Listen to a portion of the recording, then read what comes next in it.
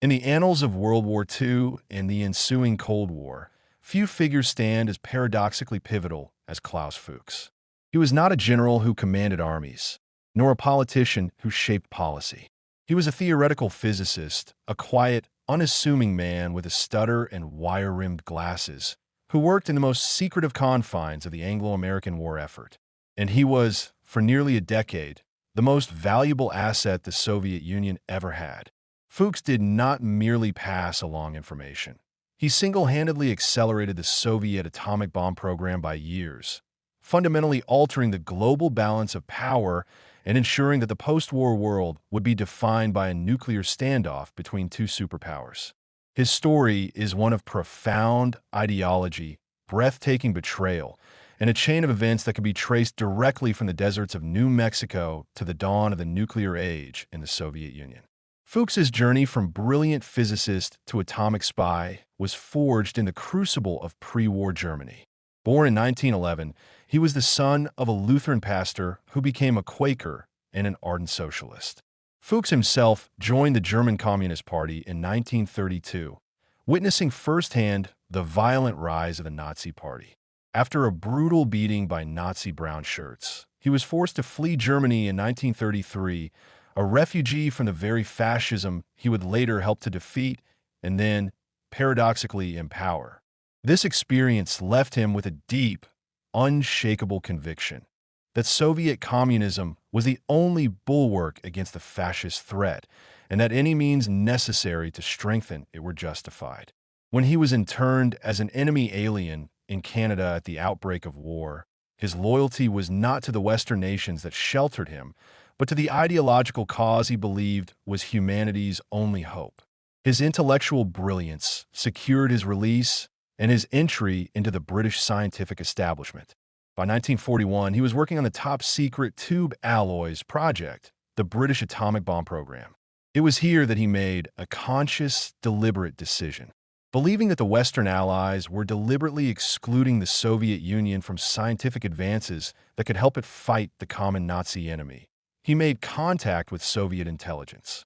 His handler was Alexander, the notorious Soviet spy master Simon Davidovich Kramer.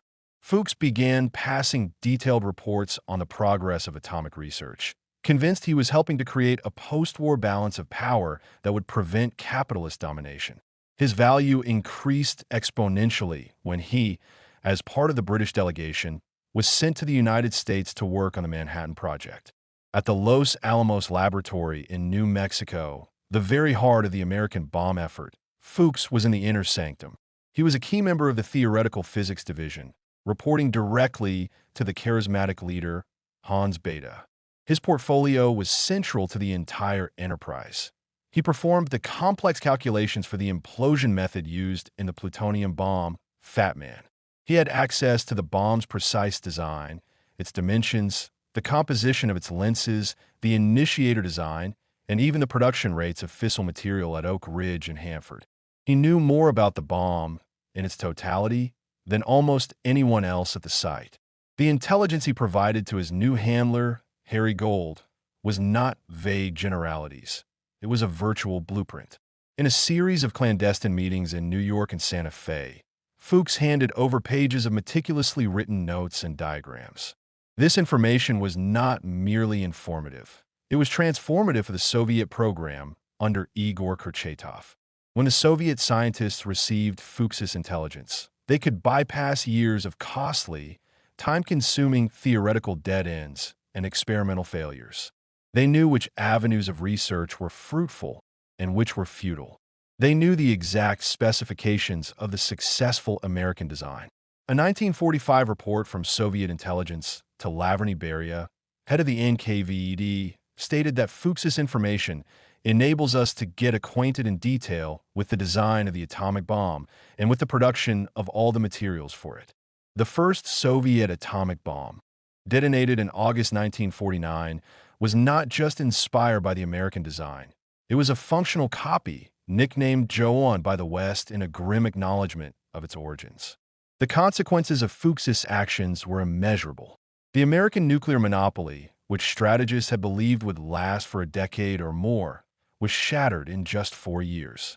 This unexpected development triggered a frantic escalation of the arms race. The United States, in shock, responded by deciding to pursue an even more terrifying weapon, the hydrogen bomb.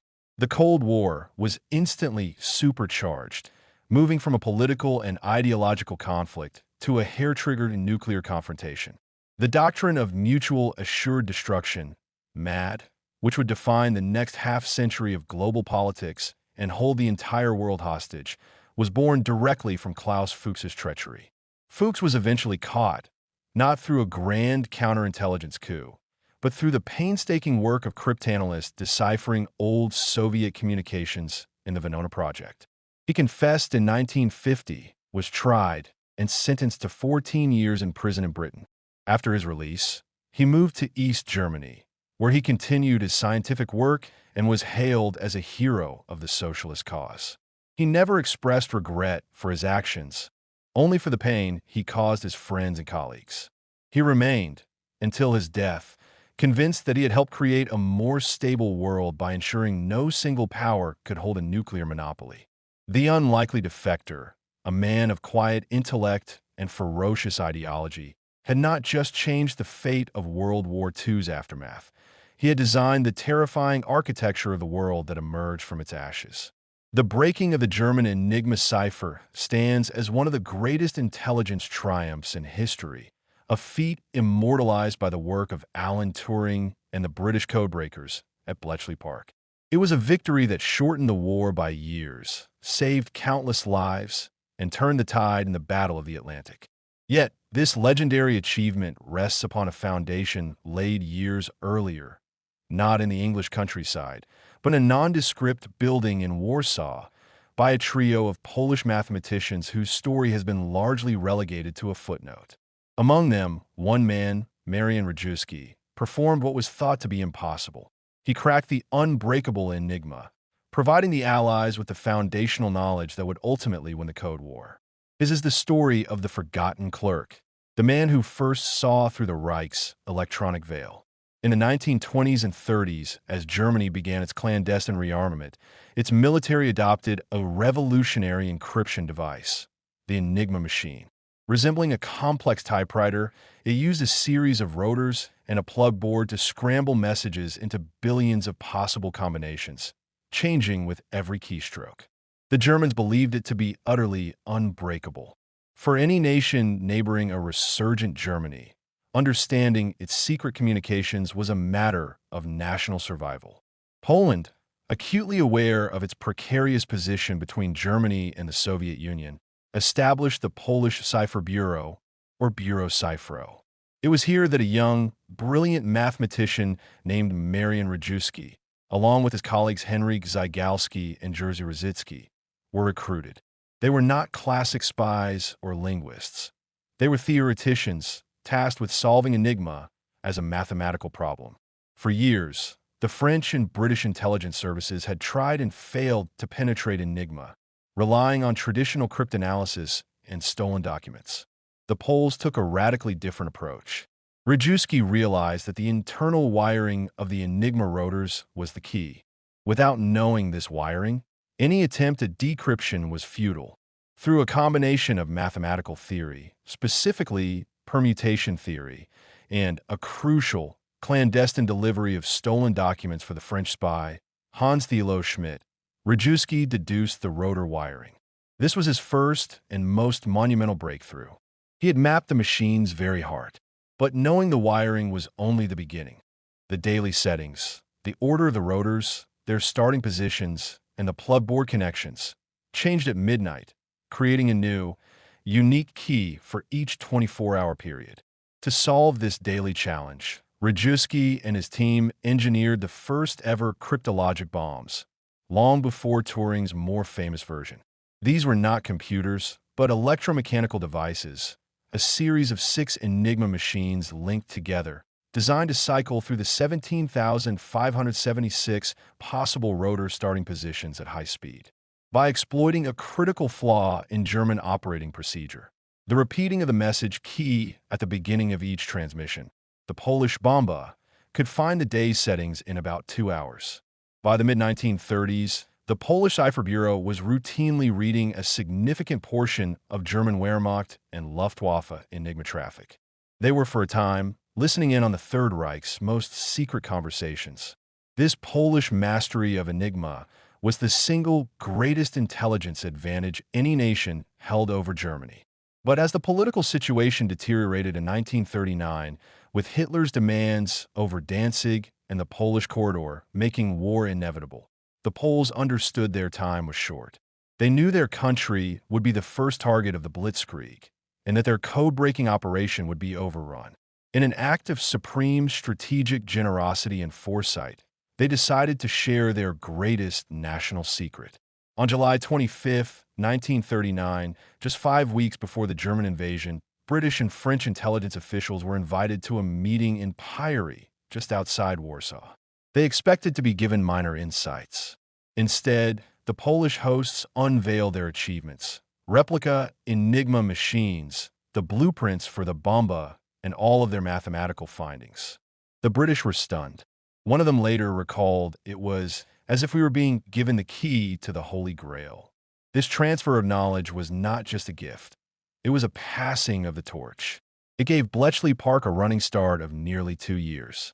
When the Germans invaded Poland and the Poles destroyed their equipment and fled, the work did not die. It moved to England. The Polish methods formed the absolute bedrock upon which Alan Turing and his team built. Turing's own bomb was a direct evolution of Rejewski's concept, adapted to more complex German naval Enigma systems. The intelligence derived from this work, codenamed Ultra, became the war's most closely guarded secret, guiding Allied strategy in the Atlantic, North Africa, and the Normandy landings. After the war, Rejewski's story was suppressed by the British Official Secrets Act and obscured by the Iron Curtain. He returned to a communist Poland, where his wartime service was downplayed. He lived out his life in relative obscurity, working as a clerk, the same title he held when he began his world-changing work.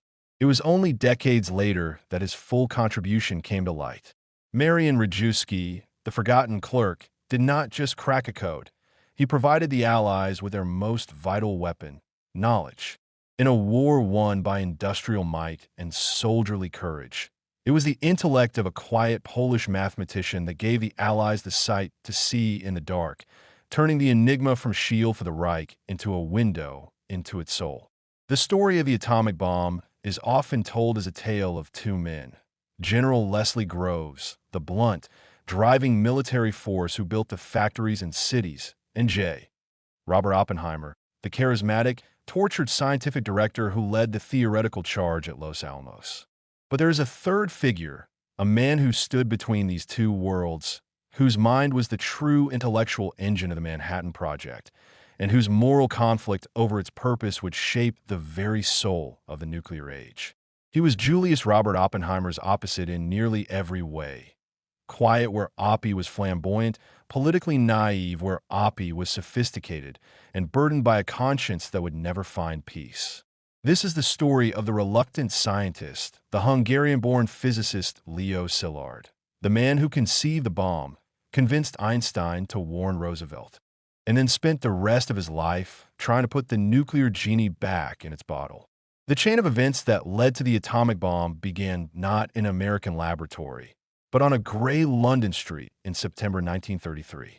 As Szilard waited for a traffic light to change, a thought flashed into his mind, a concept so terrifying and profound it would alter the course of history. He had just read a speech by Ernest Rutherford dismissing the possibility of atomic energy as moonshine. But Szilard, a brilliant, peripatetic thinker who had fled Hitler's Germany, understood the newly discovered neutron differently. He realized that if an element could be found that, when split by a neutron, would emit two neutrons while absorbing one, it could initiate a self-sustaining nuclear chain reaction. In that single moment, he conceived the theoretical basis for both nuclear power and the atomic bomb. He immediately filed a patent for the concept, assigning it to the British Admiralty to keep it secret. The bomb was now an idea, waiting for a world desperate enough to build it. For years, Szilard was a voice crying in the wilderness. He worked with Enrico Fermi in New York to demonstrate the first nuclear chain reaction in the Chicago pile. But his greater fear was that German scientists, led by his former colleague Werner Heisenberg, were racing to build an atomic weapon for the Nazis. This fear became an obsession. He understood that the United States government, mired in isolationism, was oblivious to the threat. In the summer of 1939, with war looming in Europe, Szilard knew he needed a voice of unparalleled authority to break through the political inertia in Washington. He turned to the only man whose name carried the necessary weight, Albert Einstein. Szilard drafted what would become the most famous scientific letter in history. He met with Einstein at his home on Long Island, explaining the potential of an atomic chain reaction and the dire possibility that Germany was pursuing it. Einstein, a committed pacifist, was immediately convinced of the danger. He signed a letter addressed to President Franklin D. Roosevelt, which warned that extremely powerful bombs of a new type may thus be constructed. It was Szilard's initiative, Szilard's urgency, and Szilard's words that spurred the creation of the Uranium Committee and, ultimately, the vast, secret enterprise that would become the Manhattan Project. He was the match that lit the fuse. Yet, as the project gained momentum under the military leadership of General Groves, Szilard grew increasingly uneasy. He was a thinker, an idealist, and a man of profound conscience. He clashed constantly with Groves, whom he found authoritarian and single-minded. Szilard was horrified by the prospect of a nuclear arms race and argued passionately for international control of atomic energy. He was one of the very few scientists on the project who truly grappled with the long-term political and ethical consequences of what they were building. While others were swept up in the scientific challenge, Szilard saw the looming shadow of the Cold War. In 1945, with Germany defeated, he was aghast that the bomb was still intended for use against Japan. He drafted another petition, the Szilard Petition, and circulated it among scientists at the Met Lab in Chicago, urging President Truman to give a demonstration of the bomb's power to the Japanese instead of using it on a civilian population. The petition was sidelined by Groves and never reached Truman. When the bombs fell on Hiroshima and Nagasaki, Szilard's nightmare was realized.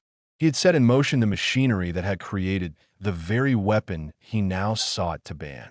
The man who had done more than any other to start the American bomb program became its most vocal and persistent critic.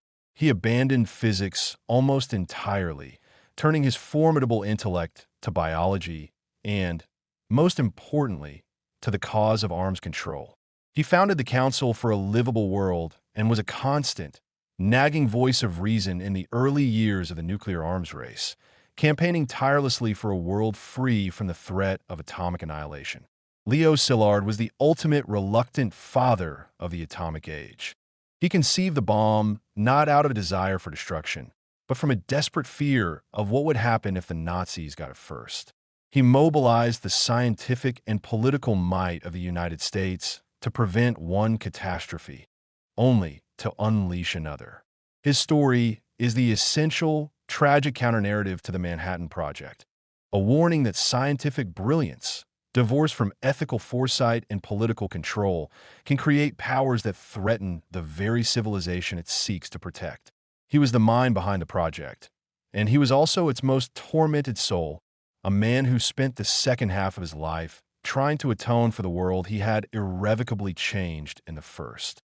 In the shadowy theater of espionage, where truth is a currency and deception a weapon, the success of the D-Day landings on June 6, 1944, hinged on one of the most audacious and successful strategic deceptions in military history, Operation Fortitude. At the heart of this labyrinth of lies was a man of such improbable character and duplicitous genius that his story defies belief.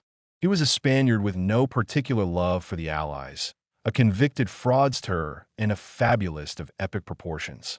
His name was Juan Pujol Garcia, and to his German handlers in Madrid, he was Agent Arabelle, their most valuable spy in Britain. To the British double-cross committee at MI5, he was codenamed Garbo, the greatest double agent of the war, the man who would personally sell the lie of D-Day to Adolf Hitler and ensure the Normandy landings achieved the surprise that saved countless Allied lives.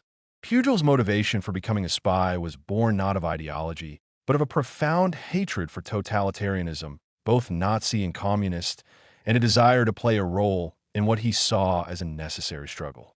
In early 1941, he independently decided to offer his services as a spy to the Allies. He approached the British in Madrid, who, unimpressed with this seemingly eccentric character, rejected him. Undeterred, Pugel adopted a breathtakingly bold strategy. He would become a spy for the Germans first, gain their trust, and then use that position to reapproach the British. He presented himself to the Abwehr, German military intelligence, as a fanatically pro-Nazi Spanish official who traveled frequently to London. The Germans, eager for agents in Britain, took the bait. They gave him a crash course in espionage, invisible ink, and a code name, Arabelle. There was only one problem. Juan Pugel had never set foot in Britain. From Lisbon, using nothing more than a tourist guide to Britain, a map, a railway timetable, and British newsreels, he began to construct an entirely fictional network of sub-agents across the United Kingdom. He invented characters, a disillusioned Welsh seaman, a wealthy Venezuelan in Glasgow, a Greek courier, and a dozen others, each with their own personality, biases, and access. He reported on fictional troop movements and ship buildups, weaving his fabrications with just enough verifiable, public information to sound credible. His reports were so detailed and convincing that the Germans never questioned his physical presence in Britain. They were paying for, and completely relying on, a masterpiece of pure fiction. When British intelligence began intercepting German signals asking for Arabelle's verification of events that had never happened, they realized they had a monumental security breach or a monumental opportunity. They tracked the source to Lisbon, identified Pugel, and this time eagerly brought him to England. Under the control of MI5 officer Thomas Harris, the Garbo operation began in earnest. Pugel's fictional world was systematized. MI5 provided him with real, but often outdated or harmless, information to feed the Germans, building his credibility. His network grew to 27 entirely fictitious agents. The Germans were so impressed with Arabelle's productivity that they provided him with a generous salary and radio equipment, funding the entire British operation against themselves. The crescendo of the Garbo operation was the deception for D-Day, Operation Fortitude. The Allies' greatest fear was that the Germans would realize Normandy was a feint and unleash their powerful panzer reserves on the vulnerable beachheads. The goal of Fortitude was to convince Hitler that the Normandy landings were merely a diversion for the real main assault. The Pas de Calais, the narrowest point of the English Channel, where the German high command expected the invasion. Garbo was the key to this ruse. In the months leading up to D-Day, he flooded his German handlers with meticulously crafted reports detailing the buildup of the fictional 1st U.S. Army Group, Fusag, under the command of the formidable General George Patton in southeast England, directly opposite Calais. He reported on phantom divisions, invented troop concentrations, and detailed logistical preparations, all pointing to a massive cross-channel strike at the Pas de Calais. On June 5, 1944, with the invasion fleet already at sea, Garbo sent one of his most critical messages. He informed the Abwehr that the invasion was imminent, but that it was a diversion. He stated that the real main force, Fusag, was still poised to strike at Calais. This message, sent hours before the landings, was designed to plant a seed of doubt that would paralyze the German response. Due to a communications delay, the message was not decoded by the Germans until after the landings had begun. This, ironically, enhanced its credibility. The Germans believed their most trusted agent had tried to warn them at the last possible moment. In the critical days following D-Day, as Allied forces fought for their lives on the beaches, Garbo's deception held firm. On June 9th, he sent his masterpiece. In a long, frantic transmission, he excoriated his handlers for ignoring his pre-invasion warning. He insisted that the Normandy landings were a diversionary maneuver designed to draw German reserves away from the Pas de Calais, where the main attack by Fusag was still coming. This message was personally read by Hitler.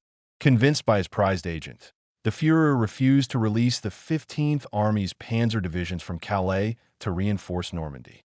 This single decision, directly influenced by Pugel's lies, was a strategic catastrophe for Germany. It allowed the Allies to consolidate their foothold in Normandy, ensuring the success of the invasion and the eventual liberation of Western Europe. Juan Pugel Garcia, the double agent, had done what entire armies could not.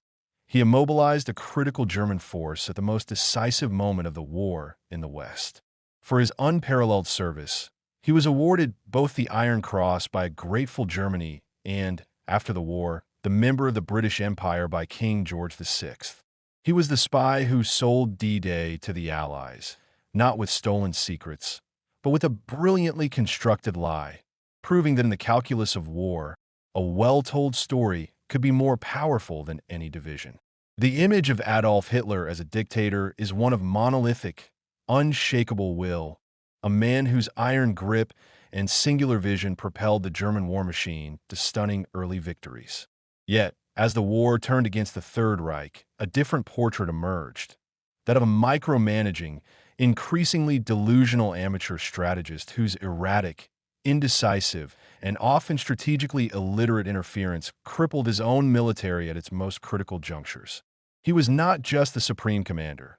He became the indecisive general, a leader whose fatal habit of oscillating between manic aggression and paralyzing caution, of distrusting his professional officers and trusting his own intuition, directly altered the fate of World War II. From the frozen steppes of Russia to the beaches of Normandy, Hitler's direct command became the single greatest liability for the Wehrmacht. The seeds of this fatal interference were sown in the early, triumphant campaigns. The stunning success of the Blitzkrieg in Poland and France, which Hitler, not entirely without reason, credited to his own insistence over the cautious objections of his general staff, bred in him a dangerous sense of infallibility. He began to believe that his political will and instinct could overcome any military reality. This culminated in the gravest strategic error of the European War, Operation Barbarossa, the invasion of the Soviet Union. While his generals planned for a campaign to destroy the Red Army west of the Dnieper River, Hitler's ideological obsessions and economic ambitions constantly warped the strategy. He famously vacillated on objectives, first demanding the capture of Leningrad, then diverting vital panzer forces from Army Group Center to aid in the encirclement of Kiev, and finally ordering a last-ditch, desperate lunge for Moscow as the Russian winter closed in. This indecision and constant shifting of strategic priorities dissipated German strength, exhausted the panzer divisions in endless redeployments, and ultimately denied them all three major objectives.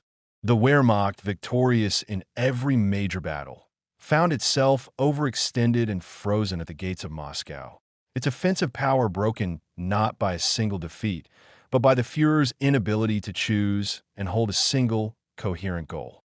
This pattern of debilitating micromanagement only intensified as the war progressed. In the wake of the Allied landings at Normandy in June 1944, the German defense faced its ultimate test. The situation demanded the rapid deployment of the powerful armored reserves, most critically the Panzer-Lehr Division and the 12th SS Panzer Division Hitlerjugend, held in central France for this exact contingency. Yet, when the invasion began, these divisions remained immobilized for critical hours. The reason was Hitler's strict, inflexible command structure. No one, not even Field Marshal Erwin Rommel in command of Army Group B, nor his superior, Field Marshal Gerd von Rundstedt, had the authority to commit the Panzer Reserves without the explicit permission of the Führer himself. Hitler, however, was asleep at his Bavarian mountain retreat, the Berghof, and his staff refused to wake him. This delay, born of a system that centralized all power in one man, cost the Germans the precious daylight hours they needed to counterattack the vulnerable Allied beachheads before they could be reinforced from the sea. But the most catastrophic manifestation of Hitler's indecision was his fanatical adherence to the policy of no retreat, no surrender. He transformed what could have been tactical withdrawals into catastrophic encirclements. The most devastating example was the Battle of Stalingrad. As the Soviet Operation Uranus closed the pincer around the German Sixth Army, General Friedrich Paulus and his staff pleaded for permission to break out before the trap was fully sealed. Hitler refused. "I won't go back from the Volga," he declared, and instead ordered the army to stand fast, promising a miraculous aerial resupply that was logistically impossible. This decision, driven by pure political stubbornness and a refusal to countenance any perceived weakness, doomed 250,000 men to death or captivity. It was not a military decision, but a narcissistic one, valuing the symbolic possession of a city named after his enemy over the survival of an entire army. This stand fast mania repeated itself with disastrous consequences across the Eastern Front, bleeding the German army white in a series of fortified places that became tombs for their garrisons. In the West, his most fatal interference came during the Battle of the Bulge in December 1944. The initial plan, conceived by Hitler himself, was a bold, high-risk gamble to split the Allied armies. Yet, when the offensive began to stall, he again refused to allow his commanders the flexibility to adapt. He stubbornly insisted on the original, now unattainable, objective of Antwerp, rejecting more limited, achievable goals that could have salvaged a tactical victory. He withheld reinforcements and fuel from sectors where they might have been effective, directing them instead toward his distant, fantasy objective. This rigidity allowed the Allies to contain and then crush the Bulge, expending the last of Germany's strategic reserves in the West for no tangible gain. By 1945, Hitler's command had descended into a surreal parody of military leadership. He was directing phantom armies from his bunker, moving divisions that existed only on paper to shore up collapsing fronts, and issuing orders for counterattacks to be led by units that had long since ceased to exist. His distrust of his generals had become pathological, seeing treason in every request for a tactical withdrawal. The indecisive general was, in the end, a decisive factor in Germany's defeat. His early gambles had brought temporary success, but his profound lack of professional military training, his ideological blindness, and his crippling inability to trust his subordinates or acknowledge reality turned him from an asset into a catastrophic liability. He did not just lead Germany to defeat. He orchestrated it, systematically dismantling the professional command of the Wehrmacht and replacing it with the chaotic, intuition-driven folly of a single, doomed man. The Führer's fatal interference was the enemy within, and it proved more destructive to the German war effort than any single Allied army. In the complex anatomy of the Pearl Harbor disaster, one figure stands apart from the others, not as a victim of the attack, but as a prophet whose warnings went unfulfilled. He was not present on December 7, 1941. He had been removed from command months earlier. Yet his strategic foresight and his very public, vehement arguments had outlined the precise vulnerability that Japan would exploit. This was Admiral James O. Richardson, a brilliant, blunt, and stubborn naval officer who, as Commander-in-Chief of the U.S. Pacific Fleet, CINCPAC, recognized the mortal danger of basing the fleet at Pearl Harbor and fought alonely, losing battle against his own government to move it. His story is not one of failed intelligence, but of failed command judgment at the highest political level, a tragedy of a leader who was right and who was punished for it. When President Franklin D. Roosevelt ordered the Pacific Fleet to shift its home port from the west coast of the United States to Pearl Harbor in April 1940, it was intended as a bold gesture of deterrence. The move was political theater, a show of force designed to give the Imperial Japanese government pause in its expansionist ambitions in the Pacific. To the man tasked with commanding that fleet, however, it was a strategic nightmare. Admiral Richardson saw the deployment not as a shield, but as a provocation that placed America's most vital naval asset in an exposed and logistically untenable position. From the moment he took command, he began compiling a litany of practical and strategic objections that would form the core of his doomed crusade. His concerns were multifaceted and rooted in hard-nosed military reality. Logistically, Pearl Harbor was a quagmire. The base lacked the dry docks, repair facilities, fuel storage, and housing needed to support the entire fleet indefinitely. Morale among the sailors, separated from their families on the mainland and living in cramped, substandard conditions, was plummeting. Training suffered profoundly. The open ocean training areas off Southern California were ideal for large-scale fleet exercises, gunnery practice, and aviation operations. The confined waters around Hawaii were a poor substitute, preventing the fleet from maintaining the high level of readiness Richardson demanded. But these were secondary concerns compared to his overarching strategic argument. By moving the fleet forward, the United States had transformed it from a mobile, strategic reserve into a static, vulnerable target. Richardson argued that the fleet in Hawaii did not deter Japan, it invited attack. He understood that if Tokyo believed war with America was inevitable, their logical first move would be a preemptive strike to neutralize the U.S. Navy's striking power in the Pacific. A fleet based at San Diego or Long Beach could sortie into the vastness of the ocean, its whereabouts unknown. A fleet based at Pearl Harbor was a fixed, known quantity, its movements constrained and its location predictable. It was, in his view, a lure drawing the Japanese into an attack. He presciently warned his superiors that the fleet was exposed to all forms of attack, specifically mentioning air, submarine, and sabotage. He feared the shallow harbor was no protection, correctly surmising that a determined enemy would develop the technology and tactics to overcome it. His protests grew so intense and persistent that they eventually forced a direct confrontation with the president himself. In October 1940, Richardson was summoned to the White House. In a tense meeting, he did not mince words. He told Roosevelt directly that stationing the fleet at Pearl Harbor was a mistake, that it was weakly defended, and that the men were demoralized and unprepared for war. He questioned the very policy of deterrence, arguing that the Japanese would not be intimidated but would see it as an act of aggression. Roosevelt, committed to his political strategy of containing Japan without a formal declaration of war, was unmoved. The meeting ended in a stalemate, but Richardson's fate was sealed. He had challenged the commander-in-chief on a fundamental point of strategy and had been found insubordinate in spirit, if not in word. The axe fell in February 1941. Admiral James O. Richardson was relieved of his command. The official reason given was a new perspective, but the truth was that his stubborn, unyielding criticism had made him a political liability.